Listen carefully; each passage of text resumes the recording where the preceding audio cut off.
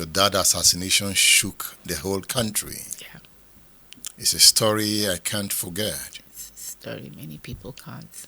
And you narrated the story in your book. Yeah. How you came to the house and met everywhere quiet. Yeah. What happened that day? That day was the day. It was a Sunday. I'll never forget. My birthday is on the 22nd of December. And every year, I write to my parents to thank them. I give them a gift every year. So that 22nd, I'd written a letter to my parents and a card to appreciate them. And then I sent food to them. So the 23rd morning, my dad had gone to Holy Communion. My parents prefer going to Holy Communion. My father grew up as a Catholic, so he likes Mass. He likes anything that is Holy Communion. He doesn't like Matins as much as he loves the Eucharist. So, and he likes to go to church very early. So he had gone to church very early that Sunday morning. He had gone to Holy Communion service at St. Anne's. And then he called me. His older brother had been ill. He was ill in hospital in Lagos. He has his own family. This my dad's brother, my uncle. You're talking about George Ige. George Ige. Bola Ige was the middle boy. My father was the middle. George Ige was the oldest boy. Dele Ige was the youngest boy. They have two sisters. One who, the first child, and the one before my dad. There's one between George and my dad. And she's a lady. But the three men were the more prominent ones. So my dad was the middle of the three boys, the three men. And so he called me and he prayed for me like 40 minutes. Funsho, thank you so much. You know, you made me so happy. You make me so proud. I pray your children too will make you happy and make you proud, blah, blah, blah. That I have decided to go to Lagos to go and pick my brother and bring him to hospital in Ibadan. I'm like, Daddy, this man is 70-something. He has grown-up children. His first child is a professor. Why would you go and pick him from Lagos and bring him to Ibadan? He said, you know, most of his children are out of the country. His only son, my cousin Akinge, who actually lives near here, is in Ibadan. So he just thought he and Uncle Dele and Ibadan. And, you know, so they'll bring him, UCH is on strike, so they'll bring him to Oluyoro Catholic Hospital. So he said he was going to Lagos. So I said, okay. The next day, Christmas Eve, they were supposed to go to SRK. And that 23rd was my church, All Saints Jericho's carol service. And my dad really loves my church, especially the choir and the carol service. So he said, oh, I'm going to come to the carol service. As soon as I get back from Lagos, I'll come to the carol service. So I'd gone to see my mom on that 23rd. My dad hadn't come back from Lagos. When we were going to carol service, I stopped by because my parents also live in Bodija. I also live in Bodija. By the time I was going to the carol service, my dad hadn't come. And so my mom was like, okay, I'll wait for him so that both of us will come together. Throughout the carol service, I was looking out. You know, if I see somebody come in, I'll think maybe it was my dad. So throughout the service, my dad didn't come. So I thought, it's unlike my dad. You know, my dad is the kind of person, if he gives a promise, especially to his children, he will try and fulfill that promise. So when I got back I went to my dad's house. And I got to my dad's house with my two kids. My husband didn't go. That was on the 23rd of December, 2001. December 2001, about 8 p.m. Just after 8 p.m. So when we got to the house in Bodija, my dad's driver and the policeman and the security detail, they were outside. And the driver was even playing with my daughter. My daughter was like, no, don't play with me because I've trained my children, you know. Nobody will just be touching my daughter's cheek and say, fine girl, you are my wife or you are my girlfriend. No, don't even play with me. So my daughter was not, you know. So I just went straight up. The whole house, there was an eerie silence. Very odd. So my children were like, Grandma, Grandma. So my son went to the study and thought my mom was there, because in the study there's a bathroom, and my mom wasn't there. Grandma, on my dad's side, there are two wings of the house. My mom has one side, my dad has one side. Grandma, then I heard my mom's voice faintly say, yes. So on my mom's door, the key was outside. So my son was the one who actually opened the door and found that it was locked. So he just undid the key. As he undid the key, Muiwa just leapt out and said, Daddy, I heard a shot. I'm like, what? Because I didn't even go to my dad's side. I was going to my mom's side first and then going to my dad's. Muiwa just ran out. So they were locked in by the assassins. The assassins locked my mom, Muiwa's wife, my uncle's wife, who my dad had gone to drop in Catholic Hospital Oluyoro, locked them in my mom's room and went to go and kill my dad. So Muiwa said he heard a shot. He heard shots. I'm like, shots? So anyway, Muiwa ran. And anybody that knows Muiwa knows that Muiwa is fitter than me. He flew. And then I just saw my dad's body on the floor. He was wearing white brocade, buba and shokoto. Muiwa too was wearing white buba and shokoto. Muiwa, then there was, a gunshot wound to his heart. Muiwa was now doing CPR. So he stuffed the place where and he was doing CPR, put his mouth and was do the CPR, blah, blah, stop one, breathe into his mouth. I just broke down. He just said, then I think the houseboy, the steward now came, and I started crying. He said, Sister Funsho, don't cry. The steward now said, oh yeah, carry him. Helped carry my dad. He just took the car from the key from the driver, or maybe he had his own car, I don't even know. He just took one car. So I followed him. By the time I got to that housing corporation roundabout, my father lives just off Ade. My brother was going at a speed that there was no way that I could match. So he had taken the body. So he had gone. So I now went home because my husband was like, this is the third time you are going to your father's house, because I'm very close to my parents. So he decided that he's going to watch TV. So he was watching TV. And then I just came in and I said, Bero, my dad has been shot. I think my dad has been killed. He said, are you crazy? I said, did I lie like that yesterday? I said, somebody just shot my dad. He said, okay, so what are you doing here? I said, I came home to take my ATM card and whatever I have so that if they need money in the hospital. So he said, okay, where is he? I said, we was taking him to Oluyoro. So now, my husband is Miro. He now got into the car. And then as we were going towards Oluyoro, we got to this, from my house, we're about to turn into Awolowo. Then he said, where are the kids? I'm like, which kids? He said, our kids. I totally forgot I took kids to my parents' house. So he said, you know what?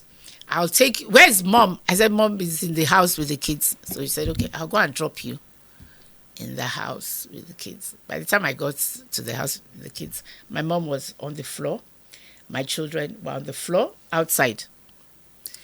And my mom was like, I can't believe it. I can't believe they shot my husband. I can't believe they killed my husband. My children were too, but I can't believe they killed my grandpa. I just got there. So my husband just dropped me. He didn't stop. I said, just go and meet me. We're in the hospital. I just got down. I said, Mom, yeah, get up now. Get up. He said, what? Don't let me get up. I will enter this ground. I said, you will not enter this ground. Mommy said, Bola is alive. I said, he's alive. Oh yeah, Mommy, get up. Be sitting on the floor inside the sand. He's okay. He's okay. He said, yes. I said, he's okay.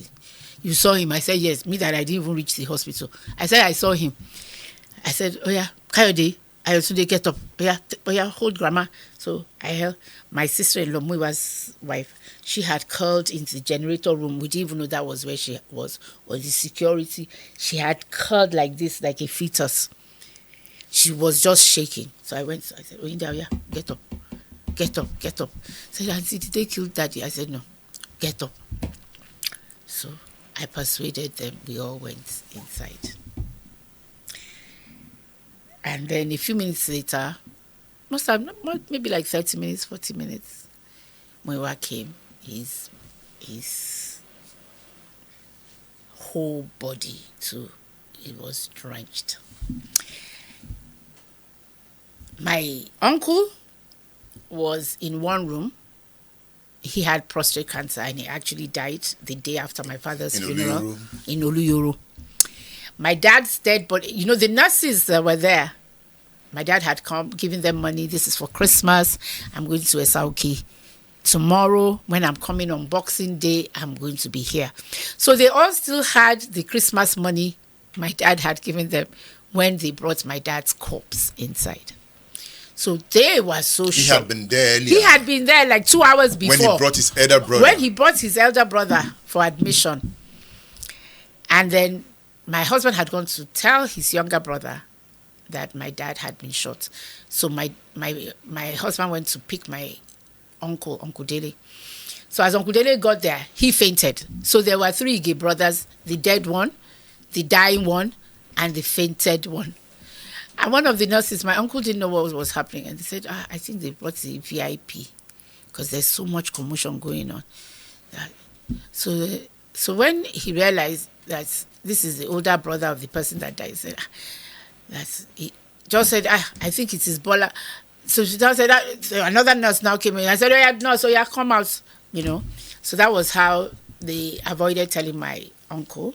But after, I think he was in the news and then he just stopped. My uncle stopped eating from the day after, and he died the day after the funeral. Once his children came and said, we've gone to Esa, we've done this, he just died the next day.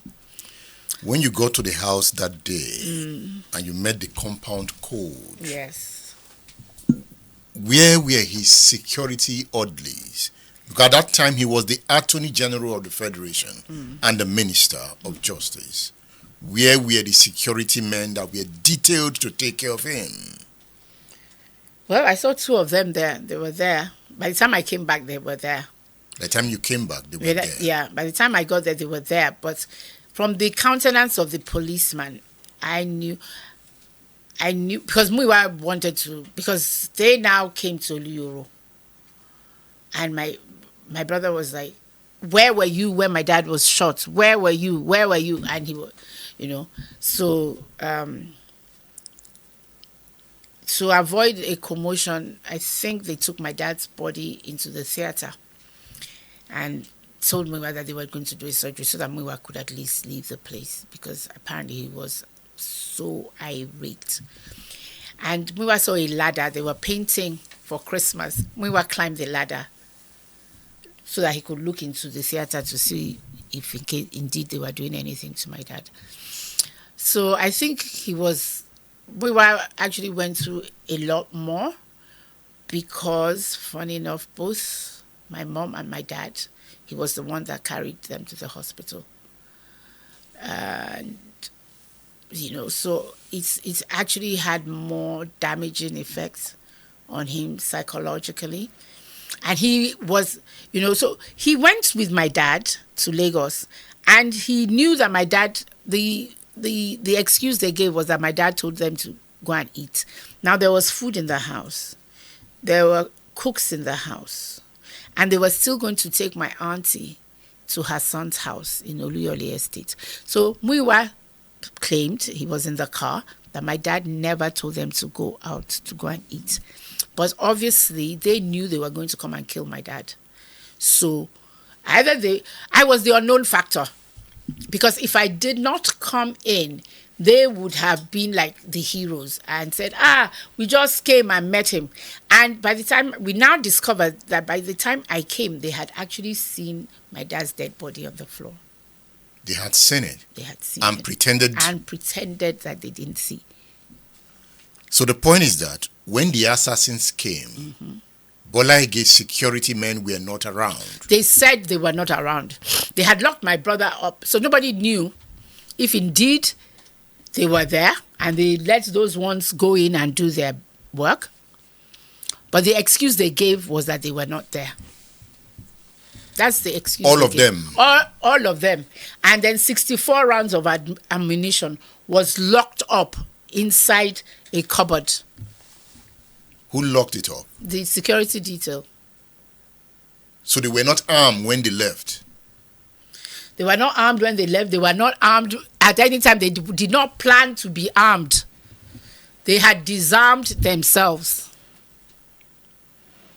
The security detail was actually promoted. He worked in the presidency after my dad was. We are talking about the Attorney General of the Federation. Yeah. At the time. At the time, yeah. Yeah. Muyiwa was there when the assassins came. Yeah, Muyiwa was there when the How many of them came in?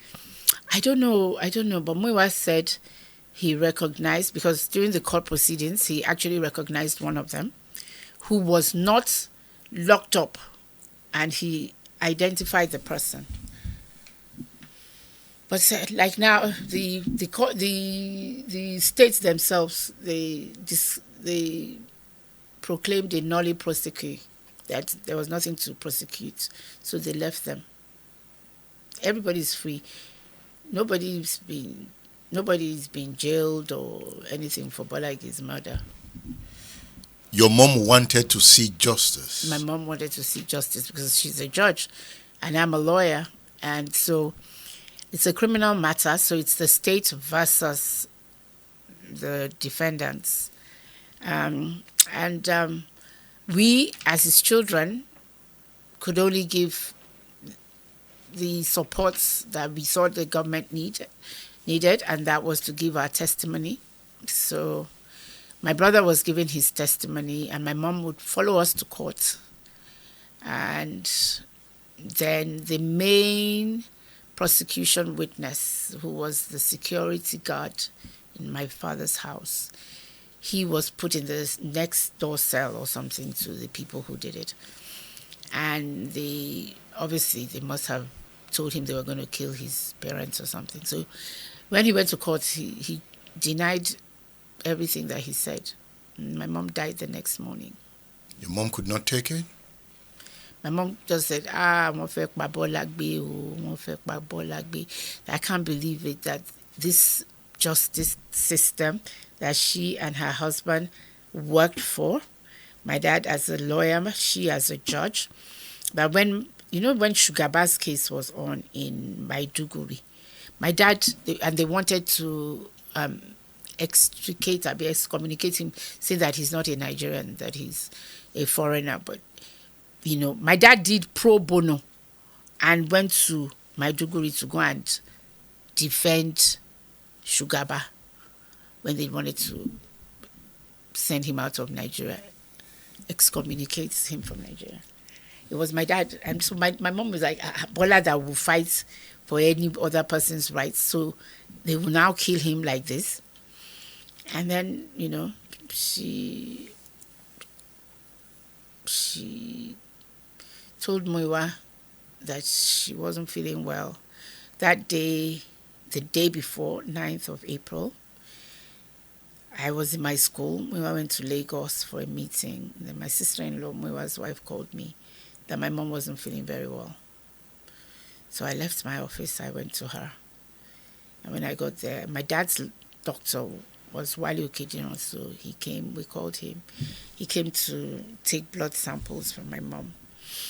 And he said that, there was element of malaria. So he started her on anti-malaria tablets. And so I stayed with her. She took her anti-malaria. She had lunch. I stayed with her. She had her dinner. Muyiwa came back from Lagos. He had even gotten to Lagos, to the place where he went for his meeting. And when he went upstairs, but he was supposed to go upstairs for his meeting, his wife called him that my mom wasn't feeling well and that he had called me, she had called me, and that I was with my mom. What would my brother do? He now called the people upstairs that, okay, I'm sorry, I'm downstairs, but I'm not even going to come upstairs because I've just been told my mom has malaria And I'm going back to Ibadan. And those people say, are you out of your mind? You are here for a job worth millions of naira. You are telling, are you a doctor that you are going back to Ibadan? He said, no, because there's no way I can even have a meeting. My mind is. So my brother came back to Ibadan without his meeting. And my mom was just like, she just said, okay, it's just the two of us. So she said, that even though she's lost my brother, that these two children, she started praying for us. That if she says she wants one thing in the morning, by the evening she has 6. For sure we bring 4, we will bring 2. She's really blessed. She's really this, God will bless us. So I said, amen. We all started praying because Muiwa had moved in to my dad's house from the day my dad was killed. He and his family now lived with my mom.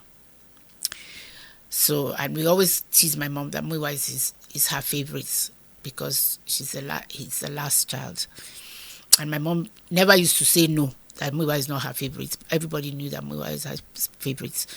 So, and when people would say that I'm my dad's favorite, my mom would not say anything too. So we had my middle brother, Tunde is the brother, we say, me, I'm everybody's favorite. He doesn't want to be anybody's favorite. Both his parents are his favorites. So we used to kid that Muiwa is mommy's handbag because everywhere my mom went, Muiwa followed. So Muiwa was very close to my mom. So after my dad died, we had a meeting, Mom, you're going to live long so you can enjoy all the things that all the hardships my dad has put you through, the detentions, everything. This is your time to enjoy with your grandchildren. We had gotten married.